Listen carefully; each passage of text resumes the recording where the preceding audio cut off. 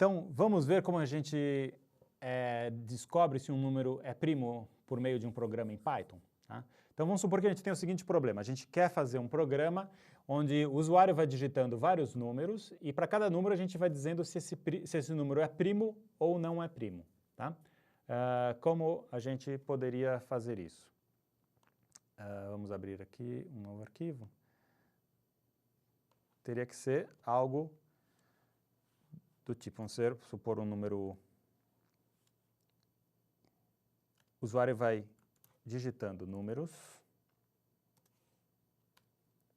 positivos. Então, vou fazer n recebe um inteiro, input,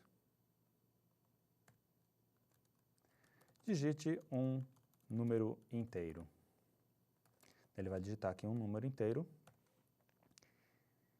Daí a gente vai fazendo o seguinte, enquanto esse número inteiro digitado é maior que 0, a gente faz o seguinte, se o número é primo, né, se é primo o n, né, se o n é primo, daí print n, vírgula, é primo. Vou botar o ponto de exclamação para ficar bem feliz. E, caso contrário, a gente imprime que n não é primo. E vou colocar uma carinha triste aqui. Infelizmente, o número não é primo. Tá? E a gente vai repetindo isso. Daí, depois que faz para 1, a gente lê mais um no outro número aqui.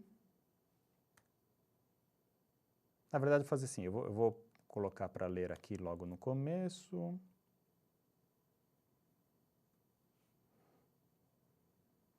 Não, vamos deixar daquele jeito. Vou colocar no final, porque senão eu vou ter que fazer um teste a mais. Assim a gente vai ficar um pouquinho melhor. Depois vocês podem tentar reorganizar. Tá? Então, aqui a gente começa com um determinado número digitado pelo usuário. Daí, enquanto esse número aqui for maior que 0, a gente vê se é primo. Se for, a gente imprime que é primo. Caso contrário, a gente diz que não é primo e lê mais um número ali do usuário e fica nesse loop enquanto o usuário digita números maiores que 0. Quando o usuário digitar um número igual a 0 ou negativo, ele cai fora desse while. Muito simples, né? Resolvemos o problema? Quase, né? Eu simplesmente escondi para debaixo do pano, na verdade, para essa função é primo, a parte mais complicada aqui, que é exatamente definir se o número n é primo ou não. Então, para isso, a gente vai ter que definir aqui uma função, implementar essa função é primo, né? Então, eu vou definir aqui a função é primo, que ela recebe como parâmetro um número x aí, qualquer, e ela vai ter que devolver verdadeiro ou falso, de acordo com se aquele número é primo ou não. Como que a gente pode verificar se o número é primo, né? Um método que a gente pode fazer é ir dividindo ele por todos os números, 2, 3, 4, até chegar no número x, e ver se algum deles divide. Se algum deles divide, né, algum número maior que 1, estritamente maior que 1, e menor que o próprio x, se algum deles divide, daí ele não é primo. Né? Divide significa que o resto da divisão inteira é 0. Né? É um divisor inteiro. Então, como que a gente pode fazer isso? Vamos chamar esses números de fatores. Né? Então, eu vou começar com o fator 2, e daí a gente vai vendo se cada um desses números divide. Então, eu vou fazer o seguinte, enquanto o resto da divisão do número, não é n, é x, né? Aqui dentro da função é primo, o valor é x, né? Aqui x. Então, enquanto o x, o resto da divisão de x, pelo fator, se for diferente de 0, né?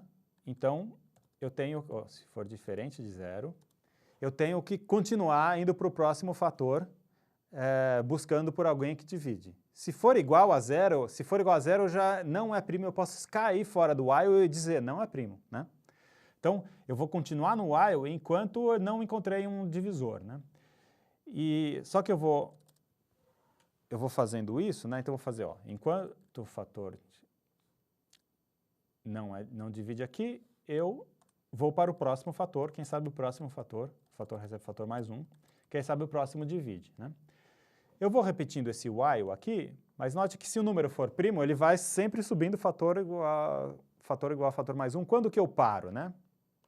Então tem que ter um outro critério de parada. Então eu vou colocar no while, eu quero que você repita enquanto não encontrei o divisor e também enquanto o fator é menor que o x, né? Porque se o fator chegou lá no x, eu já posso parar. Na verdade, eu não preciso ir até o x, né? Porque na pior das hipóteses, qual é a divisão que pode dar o menor número possível? Quando eu estou na metade do x, se eu dividindo o x pela metade do x, vai dar 2, né? Se for um número par. Se for um número ímpar, vai dar quase 2, não vai dar 2. Então eu posso ir só até x sobre 2, né?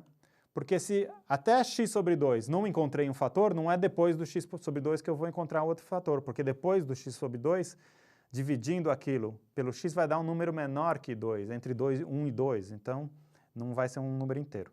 Então eu posso ir só ter essa condição de parada aqui, que fator menor igual a x sobre 2. Na verdade, depois vocês podem pensar mais se tem um número ainda menor que x sobre 2, que a gente poderia ir só até ele. Isso aí fica a direção de casa pensar um pouco mais sobre isso. Tá? Então, estamos aqui. Então, nesse while aqui, a gente vai repetindo e a gente vai cair fora do while por 2 motivos. Ou porque essa primeira parte aqui deu falso, ou porque essa segunda parte deu falso. Se a primeira parte foi falsa, ou seja, aqui, se o x, resto da divisão de x pelo fator, se isso aqui é igual a 0, daí não é um número primo. Então eu posso devolver falso. Devolva falso, porque se encontrou uma divisão que deu exata, né, um divisor, então não é primo. Então, tudo bem. Aliás, aqui acho que a gente tem que ir até o x dividido por 2, né? Menor ou igual a x sobre 2. Tá. Então, nesse caso aqui, devolve falso. Caso contrário,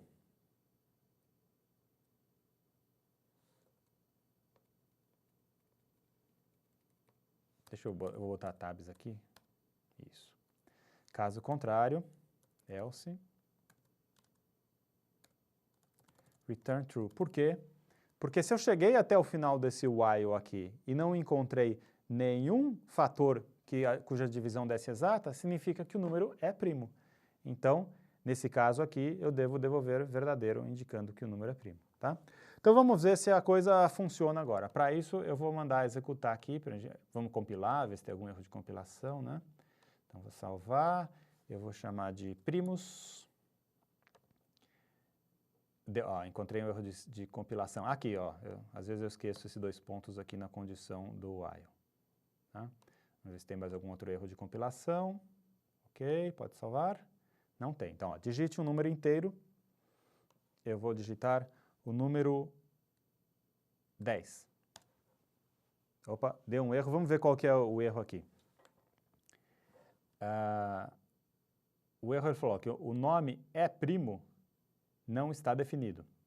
Isso que deu na linha 5. Então, na linha 5, que é esta linha aqui, ele diz que ele não conhece a função é primo. Vamos definir a função é primo aqui em cima.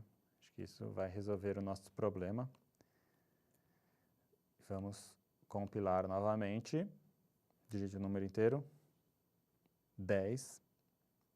Isso resolveu aquele nosso problema, né? Ou seja, eu estava usando a função é primo, eu estava usando ela antes de ter definido. Então, colocando a definição da função ali em cima é primo, quando ele chega aqui, a função é primo já está definida. E ele disse, 10 não é primo, o que está certo, 10 não é primo, né? Porque a gente viu que 10 é 2 vezes 5, tem esses 2 divisores primos. Digitar outro número. 20 não é primo, 8 não é primo, 9 não é primo, porque 9 é 3 vezes 3, 7 é primo, deu certo. 6 não é primo, 5 é primo, 4 não é primo. 3 é primo.